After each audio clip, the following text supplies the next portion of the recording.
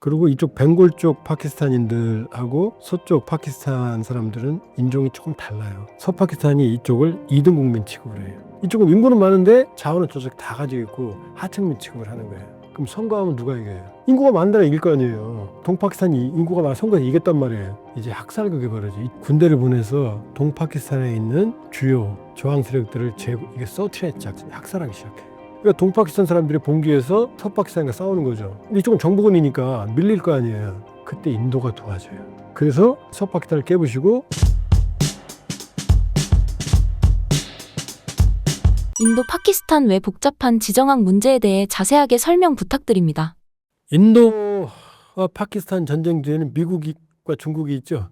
왜냐하면 파키스탄은 1대1로 중국의 거점이고 이 경제적인 문제 해결을 위해서 파키스탄은 중국과 연결되어 있어요. 하이웨이, 카라코람 하이웨이라고 그러나요? 그걸 통해서.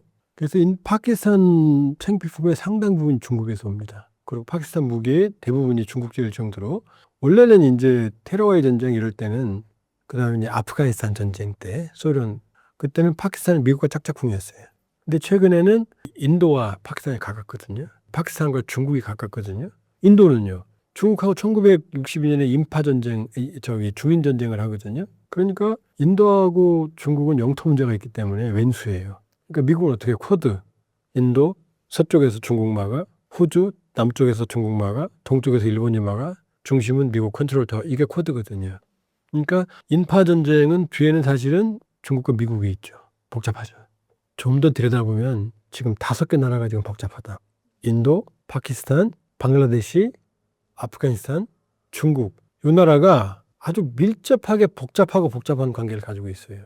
인더스 해벽이라고 해서 파키스탄 인더스강으로 흘러들어가는 인더스강 상류에 인도령 카시미르에 6개 지류가 있고 이 지류의 3개의 지류를 파키스탄이 쓸 수 있는 권리를 인정을 한 게 인더스 해벽이거든요. 1960년에 세계연맹이 중재해서 체결한. 근데 인도가 이제 이번 전쟁을 겪으면서 화나니까 그 인더스 해벽을 깨고 그 물줄기를 막아버렸거든요. 그럼 파키스탄은 미치죠. 왜냐하면 파키스탄 농업용수의 80%를 인더스강에 의존하고 있고 수력 발전도 한 3분의 1 정도라고 그래요. 그러니까 80%라고 보면 돼요. 간단하게 말하면. 근데 지금 일시적으로 막고 있어요. 풀긴 풀어야 돼요. 임시니까. 근데 인도는 좀 더 장기적으로 파키스탄을 말려주길 생각이에요. 파키스탄은 농업국가에 가깝거든요. 근데 이 농업용수를 막아버리면 경제가 파탄나겠죠. 지금도 IMF 구제금융 받는 형편인데 IMF 돈을 받는데 여기다 댐을 건설하겠대요. 댐을 건설하면 하류로 가는 물을 막을 수 있죠. 그리고 풀었다 말려주겠다 살렸다를 조정을 할 수 있잖아요. 안정적으로. 인도 피해 없이. 근데 파키스탄은 큰일 난 거죠. 그러니까 파키스탄은 이러면 전쟁이야 라고 지금 으르렁거리고 있고 핵을 쓸 수도 있어 그러겠죠. 이제 물이 말라버리면. 나라가 유지가 안 되니까요. 자, 물전쟁에서 누가 갑이라고요? 인도죠. 근데 인도가 물전쟁에서 또 읍이에요.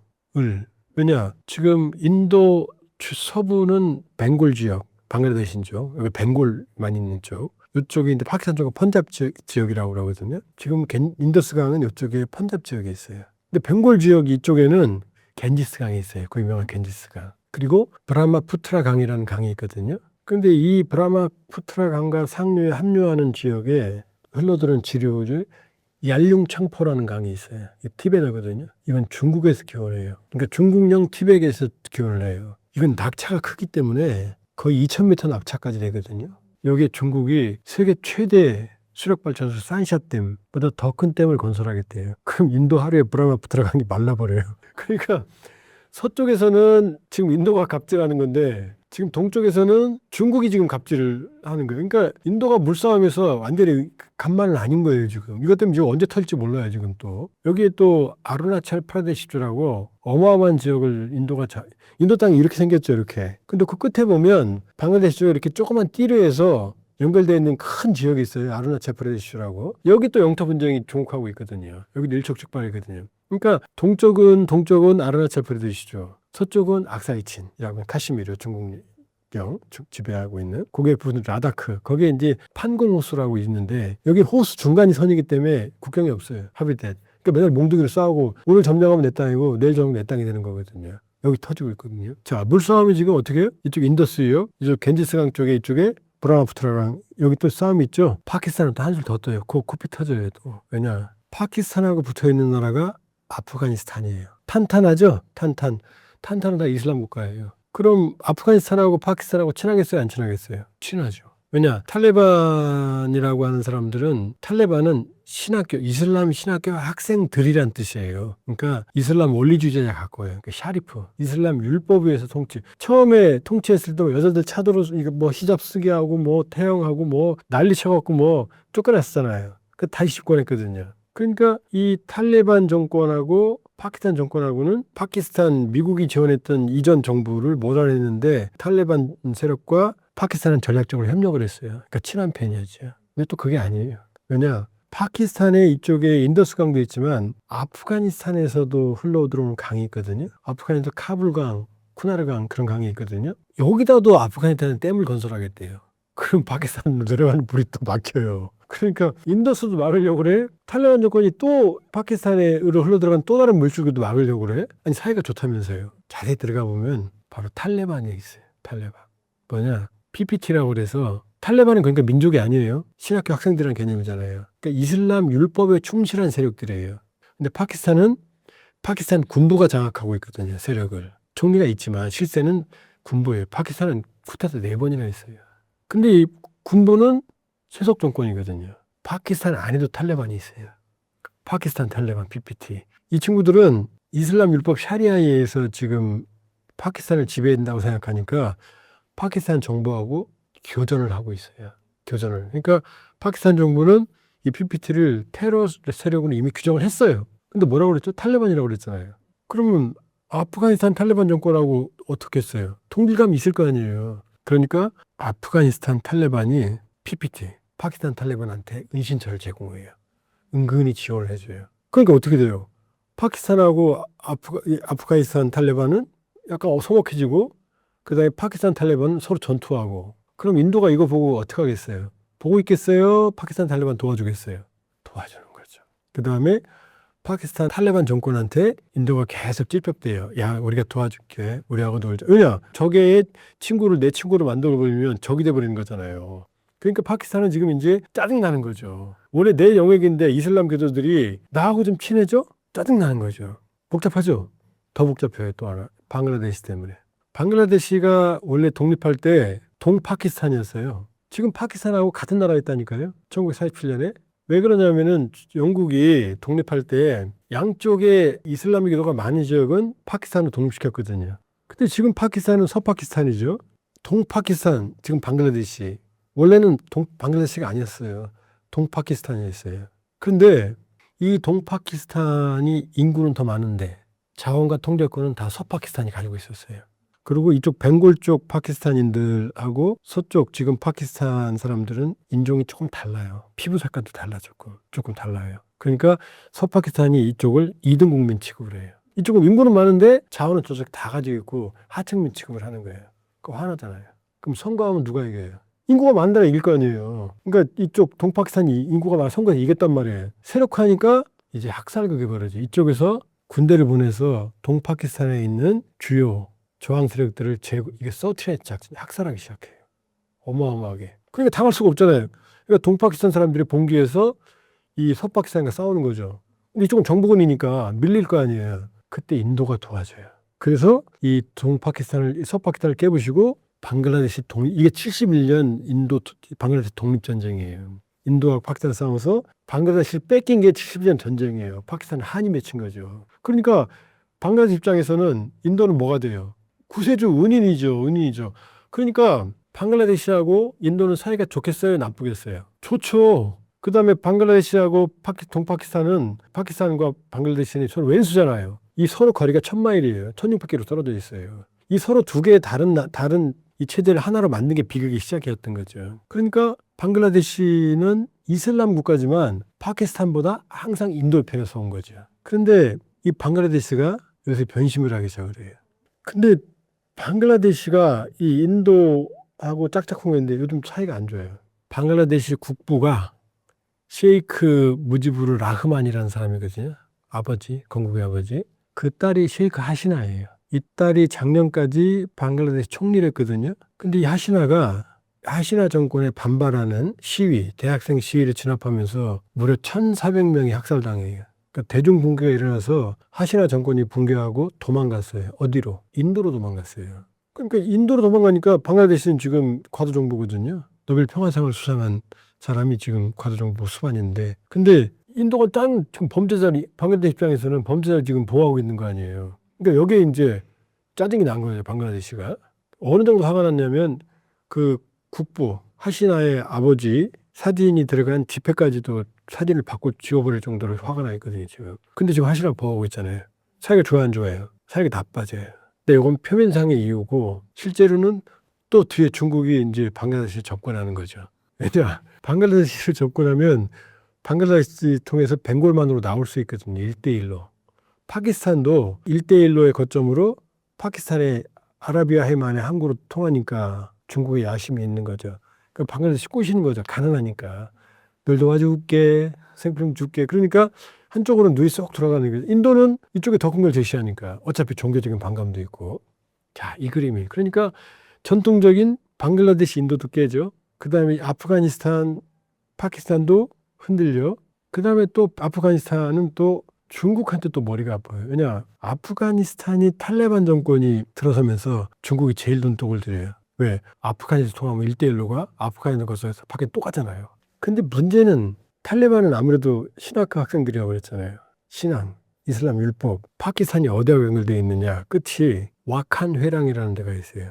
한 15, 20km인데 길은 한 300km 내외가 될 거예요. 이게 중국의 신장 위구르하고 연결되어 있어요. 신장 위구르는 누가 살죠? 이슬람 교도들의 땅이에요. 신장 위구르 인권 탄압 들어봤죠. 여기에 이슬람 교도들을 탄압하는 거죠. 분리주의가 일어날까 봐. 어마어마한 인권 탄압, 100만 명이 갇혀있네. 매일 수갑 차고 시진핑 어려고 있네. 많이 나왔어요, 인권 탄압으로. 어마어마한 탄압을 받고 있거든요. 이 신장 위구르가 이슬람 교도들이 탄압받고 있는 이 지역이 아프가니스탄 탈레반 정권과 연결이 돼 있다니까요, 땅으로. 그럼 탈레반이 그거 보고 어떻게 생각하겠어요? 이슬람을 탄압하는 중국을 어떻게 생각하겠어요? 용납을 안 하겠죠. 여기에 ETIM이라고 있어요. 투르키스탄 독립운동. 그 다음에 이 후신들, 이 사람들이 투르키스탄을 모토로 이슬람 신장 위구르 독립운동을 하고 있어요. 그럼 탈레반이 이 사람들 도와주겠어요? 안 도와주겠어요? 도와주죠. 그러니까 중국은 아프가니스탄과 탈레반 국경 2중 3중으로 철저하게 못 들어오게. 그러니까 이게 아주 복잡한. 그러니까 전통적이었던 인도, 방글라데시는 중국이 끼어들어. 또 파키스탄과 아프가니스탄에는 인도가 끼어들어. 그리고 인도가 끼어든다는 얘기는 뭐야? 중국과 파키스탄을 동시에 견제하는 거예요. 왜냐? 인도는 중국과도 이 라다크, 악사이 친, 아론차 프레데시 영토 분쟁, 파키스탄과도 카슈미르 영토 분쟁. 그러니까 요 사이 가운데를 찌르는 게 바로 아프가니스탄이잖아요. 여기 파키스탄 내 탈리반, 아프가니스탄 정부. 이 둘이 급속하게 지금 관계를 가깝게 하려는 거고, 거꾸로 중국은 방글라데시의 손길을 펼치는 거고, 또 파키스탄에 대한 기술지원 가르마시선을 다하는 거고, 아주 복잡하게 얽히고 설킨 게 이 지역의 외교안보 지형이라고 볼 수가 있어요. 주한미군 방위비 5% 증액 관련하여 자세히 말씀해 주세요. 충격적이죠. 방위비 5%라는 얘기는 우리가 지금 GDP 2.8% 정도 쓰고 있거든요. 많이 쓰는 거예요. 대한민국 그러고도 세계 국방력 5위잖아요. 그런데 갑자기 방위비 5% 얘기가 나왔어요. 5%.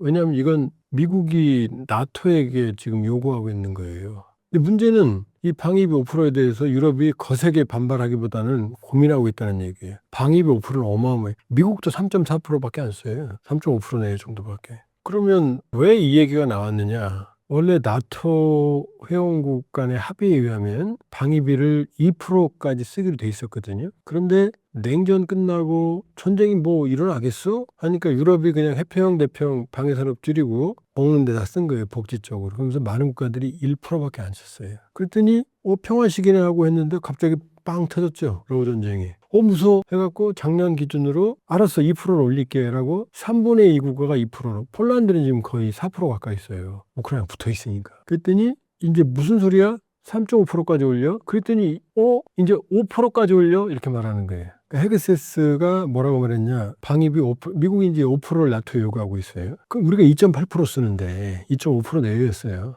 계산에 따라 지금 2.8% 나오는데 많이 쓰는 거거든요. 그랬더니 이번에 헤그세스가 샹그리라에서 유럽이 5% 쓴다. 그런데 아시아 국가들이 5% 안 쓴다는 게 말이 되냐? 이 얘기는 뭐예요? 방위비를 5%를 우리한테도 올리라고 지금 가이드라인을 제시한 거예요. 그럼 이게 뭐지? 지금 그동안 주한미군 주둔 분담금 증액 그랬죠. 이것과 방위비는 다른 거예요. 방위비는 대한민국을 지키기 위한 국방비를 말하는 거고 2.8%, 한 70조가 좀 안 돼요. 지금 한 7, 80억 달러 될 거예요. 그 다음 주한미군 주둔 분담금은 뭐냐면 주한미군이 대한민국 땅에 와 있으니 와서 주둔하는데 드는 비용을 좀 니들이 내야 되지 않겠어? 이거예요.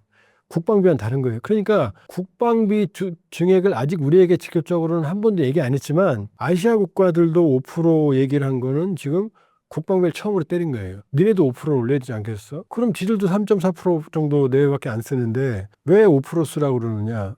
바로 헤그세스가 3월에 발표한 미국 임시 국가 방위 전략 때문에 그래요. 그게 이번에 샹글레에서 그대로 나왔어요. 뭐냐? 미국은 미국 본토 방위한다. 당연하지. 자기 나라 방위하지. 그 다음에 중국 견제, 대만 방어에 집중하겠다. 나머지 나라는 니들이 알아서 하세요. 그리고 국방비 올리세요. 왜? 그래야 미군의 원정군들의 힘을 덜 거 아니에요. 중국 견제 할 거 아니에요. 지금 그 얘기를 한 거예요. 그러니까 이렇게 되면 만일에 지금 기준으로 5%를 내게 된다고 그러면 금액이 120조에 달해요. 낼 수가 없어요. 유럽도 어떻게 하려고 그러느냐. 유럽은 이제 무섭잖아요. 무서워. 전쟁이야. 굶더라도 무기 사야지. 경각심을 가졌어요. 2%에서 3.5%까지는 올리겠다는 생각을 가졌어요. 단기적으로 계속은 할 수는 없죠. 예, 그동안 부족했던 무기를 확충해야 되니까요. 그러면 나머지 1.5%, 3.5인데 1.5잖아요. 그건 꼼수를 쓰겠다고. 어떻게 하느냐. 합리적인 꼼수예요. 예를 들어서 길이 있어요. 길이 있는데 버스가 다니는 길이에요. 탱크가 다니는 길하고 버스가 다니는 길은 강도가 아스팔트 두께가 다르거든요. 훨씬 무거우니까. 버스 다니는 길을 만드는데 강도를 탱크가 다니는 길로 강화시키는 거예요. 그럼 이게 군사도로가 되잖아요. 이런 식으로. 왜냐면 건물을 줘도 예를 들면 뭐 벽이 일반 벽은 30cm다 그러면은 방어용으로 1m 이런 식으로 해서 항목 조정을 조금 하면 1.5%는 떼올 수 있다. 인프라 같은 것. 지금 요 계산을 하는 거예요. 그러니까 나토는 놀랍게도 3.5%는 받아들일 태세가 돼 있다. 지들 코가 석자니까. 러시아가 어떻게 할지 모르니까. 그 다음에 브렉시트. 나간 영국도 설득해서 3.5% 설득하고 있다. 요게 이제 나토의 입장이에요. 근데 우리한테는 아직은 니네 방위비 올려라고는 직접 얘기는 한 적이 없어요. 지금까지는 주한미군 주둔 분담금만 얘기했고 방위비는 헤그세스가 샹글레에서 얘기한 거고. 근데 또 하나 헤그세스가 이제 우리 아킬레스건 기분 나쁜 얘기를 했는데 정확하게 이런 말을 했어요. 안미 경중하는 국가들이 있다. 안보는 미국에 의존하고 경제는 중국에게 의존먹는 나라가 있다. 그쵸. 정확하게 어느 나라 의미한지 알겠죠. 그러니까 우리가 중국을 견제하는데 안보는 우리한테 의지하면서 중국한테 돈을 벌어? 그거 안 돼 이렇게 얘기한 거예요. 뭐 지들은 안미 경중 아닌가? 지들은 자기 안보 자기가 하니까 안미고 경중 중국에서 얘가 이렇게 괜히 어마어마하게 수입해 갔다는 얘기가 그래서 싸게 섰다는 얘기거든요. 어쨌든 그 얘기는 우리한테 기분 나쁘죠. 뭐냐 줄을 확실히 서라 이 얘기거든요. 그러면 미국도 중국하고 그런 경제를 단절하든지 그건 아니잖아요. 그러니까 두 가지. 헤그세스의 얘기는 방위비를 올려라는 얘기는 우리한테 새로운 충격. 주둔 분담금과 차원이 달라요. 그다음 두 번째는 이제 안미 경주. 확실히 미국에 줄 서라. 이런 상황에서 미국 백악관에서 나온 한국의 새 정부에 대한 게 Congratulation 이게 미 백악관 차원에서는 안 나왔어요. 저 한국이 자유로운 선거를 치렀다. 근데 중국이 세계 질서 이게 앞뒤가 지금 이렇게 나왔거든요. 이게 뭐예요 지금? 중국하고 가까이 지내지 않아야 될 거야 새 정부가 이 얘기를 하는 거죠. 왜냐하면 이재명 정부는 실용주의를 내세우고 있거든요. 실용주의. 맞죠. 실용주의가 맞죠. 실용을 해야 되는 거지 뭐 이념이 존재하지 않은 제도에서 무조건 줄 수라고 줄 수는 아닌 거죠. 그러니까 이게 지금 새로운 뜨거운 감자가 될 수가 있다. 이 문제를 어떻게 풀어나가느냐가 한국 새 정부의 숙제가 될 거다. 그러면 이제 또 겁내는 게 있죠. 주한미군이라는 아킬레스건이 있어. 우리 주한미군 철수시킬 거야? 그러면 어쩌나라는 얘기들이 많이 나오죠. 그래서 얼마 전에 월스트리트 저널인가요? 제 기억은 정확히 안 나는데 주한미군 4,500명을 감축하려고 한다는 얘기가 나왔고 주한미군과 우리 군당국 모두 그런 법 없다고 얘기했거든요. 주한미군 28,500명이에요. 미국의 해외 원정군, 주둔군은 냉전 때 한 40만 명 내외였거든요.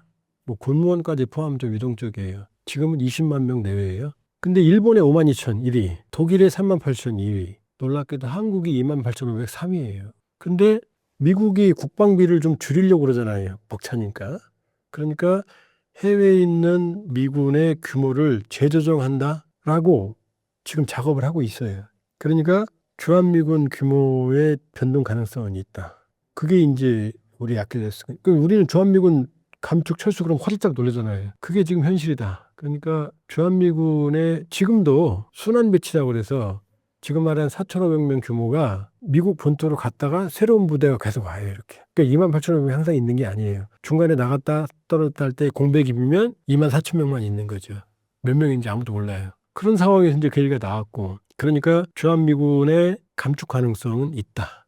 재조정한다고 그랬으니까. 그러나 이건 우리만의 문제가 아니다. 전 세계 해외 원정군, 미군의 원정군을 재조정하는 작업이니까 그건 불가피하다. 그러면 트럼프 정권이 주한미군 철수를 할 가능성이 있느냐? 가능성 없다. 미리 말씀드리면. 없다라고 없다 틀리면 안 되니까. 거의 없다. 없어요, 사실은. 왜냐? 자, 미국의 임시국가 방위 전략, 트럼프 정권의 핵심은 뭐죠? 중국의 견제죠. 중국을 견제하려면 지금 일본에 52,000명이 있지만 이건 섬에 있어요. 주한미군은 육지에 있잖아요, 지금. 만주하고 붙어 있잖아요. 북한 통과해서 가면은 탱크, 미국의 주력 탱크로 가면은 하루 안 걸려요, 베이징에. 하루 정도 갈 거예요, 하루 정도면. 그럼 이 어마어마한 전초기지에 어마어마한 병력이 전진 배치되어 있는 거거든요. 거기다 첨단으로 무장한 미군 병력이. 이 주한미군이 있는 곳과 없는 것과 중국을 견제하는데 어느 정도 차이가 나겠어요? 천문학적이죠. 자, 일본은 섬에 있기 때문에 육상으로 상륙한다는 건 아주 어려운 일이에요. 그래서 지금도 일본에 7개 이 유엔군 후방기지가 있거든요. 유엔 소방기지가. 여기 물자들이 있다가 전쟁 나면 바로 부산항 포함으로 오는 거거든요. 이 훈련을 계속해요. 그러니까 주한미군이 있고 이 후방기지가 유기적으로 연계되어 있거든요. 근데 주한미군을 빼면은 중국을 억제하는 전략이 어떻게 되겠어요? 미국과 중국이 일단 붙으면 해전이 될 거예요. 해상에서. 그러나 주한미군이 있게 되면 어떻게 되죠? 중국의 몇 개 군단을 만주에 묶어둘 수가 있어요. 견제해야 되니까. 그럴 거 아니에요. 있는 것과 없는 것과. 그래서 브런슨 주한미군 사령관이 이런 말 했어요. 한국을 불치망모, 한국에다 항모를 얹어놓은 것 같다. 이건 가라앉지 않는 한국마음이잖아요. 한국마음은 해군력을 싣고 가야 되는 거잖아요. 이거는 그냥 붙어있는 한국마음이잖아요. 바로 중국 어디든 다 가잖아요. 여기서. 그러니까 그렇게 어마어마한 이런 한국의 전략적 중요성을 버린다? 버릴 수가 없죠. 버리는데 캠프 데이비드, 캠프 험프리스 평택에 저렇게 거의 100억 달러 규모의 시설들을 만들어 놓습니까? 우리가 돈 들여서. 전략적 유한성은 커질 수 있다. 그러나 미국은 자기들의 국익을 위해서 절대 우리가 나가려도 안 나간다. 나가려도 안 나간다. 자, 그럼 나가면 어떡합니까? 걱정할 거 없어요. 자, 북한은 핵무기를 가졌어요. 우리를 핵으로 계속 위협하고 있어요. 세계에서 가장 최악의 핵 위협에 직면한 게 대한민국이에요. 자, NPT 비확산 조약 10조에는 이렇게 써 있어요. 회원국이 비상상태에 처하면 탈퇴할 수 있다, NPT를.